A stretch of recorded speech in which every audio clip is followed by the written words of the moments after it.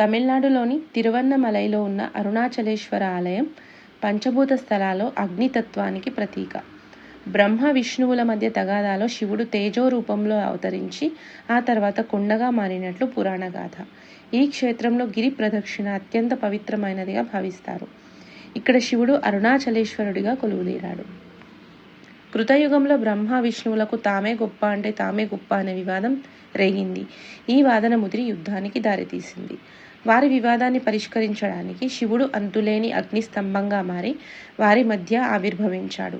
ఈ తేజోమయ స్తంభం యొక్క ఆది అంతాలను కనుగొనమని శివుడు ఇద్దరికీ సవాలు విసిరాడు. విష్ణువు వరాహ రూపంలోనూ భూమిలోకి, బ్రహ్మ హంస రూపంలో ఆకాశంలోకి వెళ్లారు. ఇద్దరూ విఫలమయ్యారు. కానీ బ్రహ్మ అబద్ధం చెప్పి కేతకీ పుష్పం సాక్షిగా తాను అంతు కనుగొన్నానని వాదించాడు. బ్రహ్మ అబద్ధం చెప్పాడని గ్రహించిన శివుడు బ్రహ్మకు పూజలు ఉండవని శపించి అగ్నిస్తంభం నుండి బయటపడ్డాడు. విష్ణువు బ్రహ్మ శివుడిని శాంతపరచమని కోరగా శివుడు ప్రసన్నుడై ఆ అగ్నిస్తంభాన్ని అరుణాచల పర్వతంగా మారుస్తాడు. ఇది అగ్నితత్వానికి చిహ్నం. అందుకే కార్తీక పౌర్ణమి నాడు కొండపై భారీ జ్యోతిని వెలిగిస్తారు. ఈ కొండను అన్నామలై అని కూడా పిలుస్తారు. 14 కిలోమీటర్ల కొండ చుట్టూ నడవడం ద్వారా పాపాలు తొలగిపోతాయని, కోరికలు నెరవేరుతాయని నమ్మకం.